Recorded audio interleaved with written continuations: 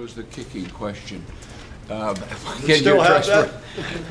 Yeah, where are you? What have you seen? We'll see. You know, Yeah. those guys say they've been working hard. I'm not allowed to be in there when they're kicking, but we'll see how hard they've been working once we get out here today. And but you know, in all fairness, I think it's fair to say that Jimmy really did a great job for us a year ago. Made some clutch kicks down, you know, the last good number of games that we had to have, and really did them well. And you know, so he doesn't have a 50-yard leg. That's okay. If he can be, you know, great with the, you know, the intermediate to short range, it gives us a big boost. And hopefully we could find, you know, one of these guys to come on and be better, you know, with the longer range ones is what we'll be looking for, and a little more strength kicking off. So that's, you know, there'll be a lot of focus on that with us here, you know, spring and whoever else we can find coming in next fall. Is Tress still the kickoff guy? We'll see. You know, sometimes that really strains his leg, and then it doesn't help him punting the ball. So, you know, I think Patrick still has the biggest leg if he can get a little more consistency in hitting his kickoffs. And so hopefully when we get out here through the spring, he will have improved some through the winter. Bob, when you seemed to get into a situation last year where if it was a long field goal situation, you didn't have a problem just going for it on fourth down. There's some benefits to that. Yeah, if you make it. Have you ever thought that coaches and when you're self-evaluating, you just don't Go for it enough. Go for it enough on fourth down? You know, to a degree, I think some of it depends on, I feel for the most part, we have always played good defense. So if you are playing good defense, then I don't think the risk reward giving them the ball in good field position, whether it be at the 50, 40, 45, you know, you see all the percentages, a team's percentage of scoring, the closer they are, you know, inside of 60, inside of 50, it all goes up. So to me, percentages still matter. And if you're playing good defense, we'd rather back somebody up and make them have to go a ways to earn that up, you know, a few first downs to earn their points. You know, so in the end, if you're not playing good defense, you're probably right. I think there's a lot of merit. Hey, they're going to be back at the 50 in 2 plays anyway. We might as well go for it. You know, and to be honest, there's some games when we go into, you know, at times I've made Coach Wilson well aware last year that make sure we have enough fourth down calls in a few situations, in particular inside the 40, because we aren't going to go for a long field goal, and I'm not so sure we're going to, if it's fourth and, you know, medium to short, and I feel our opportunity is good to make it, we'll be ready to go for it. Are you ready for the conference schedule to come out to know when you're playing who? And Oh, I don't really care. We're going to play everybody, so, you know, it doesn't really matter. what about like in July? Hmm? In July, I mean, at some point you want to know what the schedule looks like, or you just? I guess as long as you're able to get hotel rooms on the road. I mean, we have to know that. You know, outside of that, it doesn't. You know, we know where you're playing everybody. So in the end, I'm sure they'll let us know here at some point.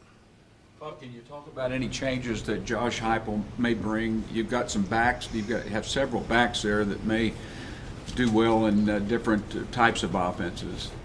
Yeah, but you know, in the end, we're gonna be very similar to what we've always done. Again, I think part of through spring is you evolve and start to see, you know, which players are really good doing what, and try and always play to players' strengths. But when you look at, you know, to me, the basis of the offense still revolves around primarily on what your quarterback does the best, and then from there, you know, your tailback and again, go back to the days of, you know, before Adrian Peterson, we operated more in the shotgun. When we had AD, he was best behind the quarterback about 8 yards deep, and we did more of that and play actioned off of him, you know. So in the end, we'll kind of see, you know, when we get all these backs out there, what they're doing the best and what Landry and the other quarterbacks are comfortable with. But it won't change a lot. But as you guys know, we have a lot of formations. We are under center about as much as we're not.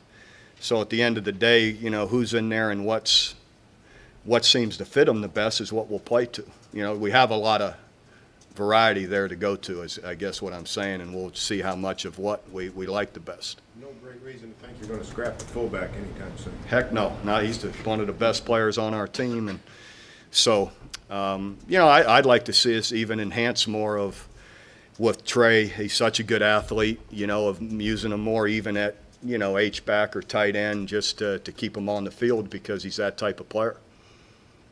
How do you evaluate how physical your team was a year ago? Were you pleased with it? Do you want to see that be even better this year? It's never good enough. So, you know, of course, to me, it's the name of the game. We're always working for it, but you know, we were physical enough to win the Big 12 and the Fiesta Bowl. We weren't physical enough to win all games. So, at the end of the day, that's always part of it, and we want to get better at it and improve it. And that's what, you know, part of what we'll really be emphasizing and working on here in the spring. Were you too inconsistent on the line, especially on the interior last year? That's fair to say. You know, and not just maybe interior, but just across the board. And defensively. You know, when you look up front in a couple of the games we lost, they ran the football on us more than we're used to, and it hurt us. It changed the game. So we weren't, both sides of the ball, in particular the games that we lost, we weren't as physical and solid as we needed to be. You feel like a defensive tackle is just a matter of guys needing to mature, that you've got the players there, they just need to be I believe they system should be better and improve, sure, but it's more than just them. You know, some of those problems we had in those games wasn't just them. It was the ends. It could have been backers at times. So everybody kind of had a hand in it. Red zone offense was a problem. It's going from close. In your evaluation, what have you seen that you need to do better in that regard? A lot of it, execution-wise, gets down to, you know, players we're targeting, who we're coming off on, and then technique. You know, being in a stronger, balanced position to move people, and so it's something that, again, that's something we'll get a lot of work on here in the spring and emphasize. But so it's a little of both. It's a little bit of mental, you know, who we're going after and how we're doing it, and then the other part is even if you know what you're doing, is getting the right leverage and being able to move somebody. Bobby, you talked to the club any about all the off-season hype about being ranked #1 and then taking a step further as a staff? Texas plummeted last year. Do you ever look at what happened to them and talk internally about what you need to do and how fragile things can be? You know, sure. I'm not speaking at all about Texas. I mean, I wasn't there. I don't know any of their deal. But in the end, you know, we're always talking, regardless of what our expectations or rankings are. Our expectations internally are always pretty high.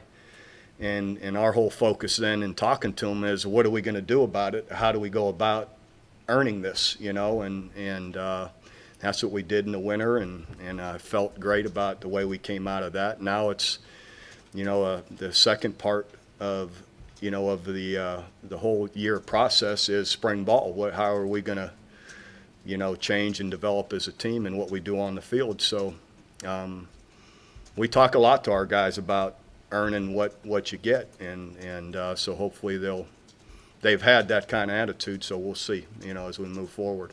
Bob, do you have any policy on the social networks, Twitter, Facebook, about how much you No, guys but pay on I'm it? going to have one. I mean, guys that obviously don't know what they're doing need to have it taken away. So that's really pretty simple.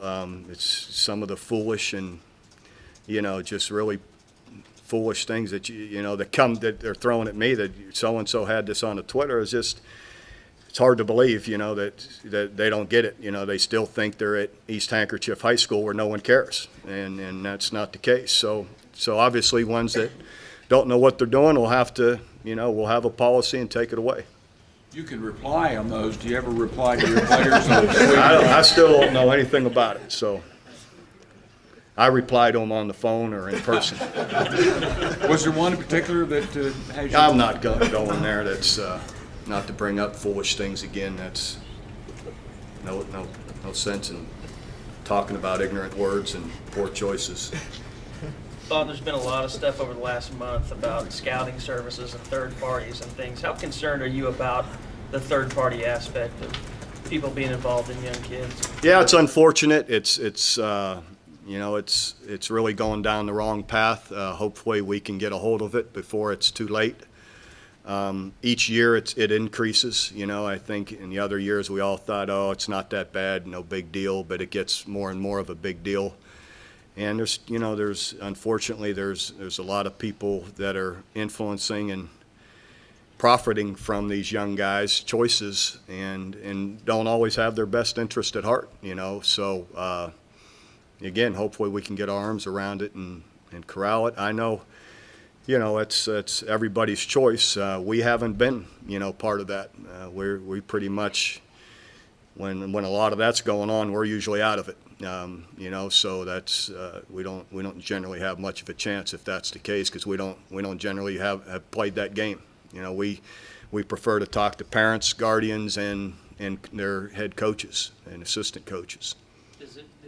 Does it make you go back and look and see what scouting services you've had dealings with in the past?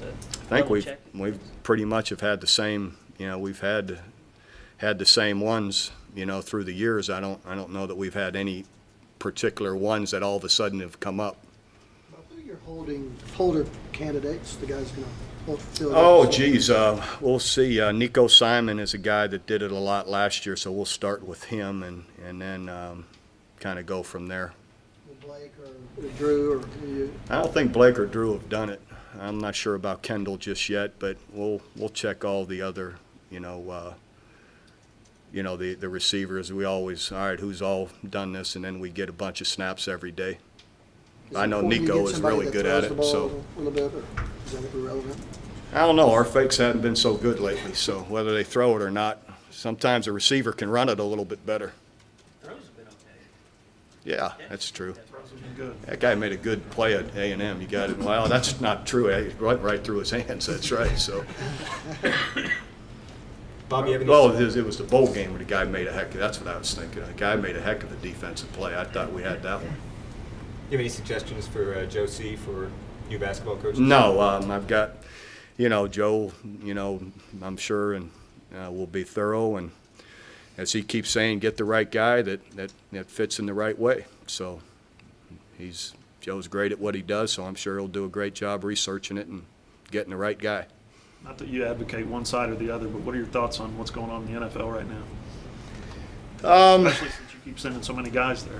Yeah, it's just hopefully they can. I'm not part of the NFL process, but I know, like everybody, everybody's hopeful they'll come to some type of agreement. But at the end of the day, anyone who knows anything about negotiations, until it gets time to lose something, it's kind of hard to get it done. So I don't know, but hopefully they can work through it and get something, that they can agree on. Do you have anything you tell players at this point, guys who are going into their senior year, about, I know they don't start looking ahead too early, but that thing's looming out there. Yeah, but if they're going into their senior year, they don't, it's time to leave. Whatever happens, they got to be a part of it at some point. To me, it's the juniors a year ago that were smart to realize, hey, to stay, because who knows what's going to happen here, and fortunately our guys did, and but at the end, who knows what's going to happen. But like everybody, I know everybody's hopeful they could work it out. Royals and Travis returning, what kind of boost did that give your program? Well, they're great players, so definitely it boosts the program coming into next year. I mean, they're both tremendous players, but I also believe individually it's going to be the right thing for them as well. When you look at all that's happening right now with in the NFL, and then you look at their opportunity to improve themselves with strength, with size, with speed, and even performance on the field, they have a chance to improve their position in the draft, and they've worked hard. They've had an excellent winter, so they're heading down that path. So hopefully it'll keep happening for them. Jim Tressel ran into some problems a little while ago for sitting on information. How often do things come across your desk where you have to decide, I better call somebody on this and find out if this is a problem, or it's a problem? Not that often. You know, our compliance people do a great job. They get more information that they come to me with, that so-and-so, you know, this is, you know, someone reported this, and I'm, you know, my point is always, we'll go find out. You know, I don't, things that come to me specifically, I can't say that I do. One, I don't have an email that anybody has. And and then two, if anything does come, you know, through phone or directly to me, you know, it's reported to my administration and our compliance office, and again, they do a great job following up on things. Austin Box, Tom Ward kind of had a going back and forth at middle linebacker spot toward the end of the year. You anticipate that being the case again this year? Or, Sure. Or one guy settle on? Those guys are, you know, good, excellent competitors, have played a lot. We'll see who can, you know, be the most consistent through the spring and summer. But sure, I expect those guys to keep competing. Any chance they'll both be on the field at the same time? Yeah, there's always a chance. You never know, but not likely. Yeah, they don't fit out at that Sam position, you know, all that well. But you never know. All right, thanks.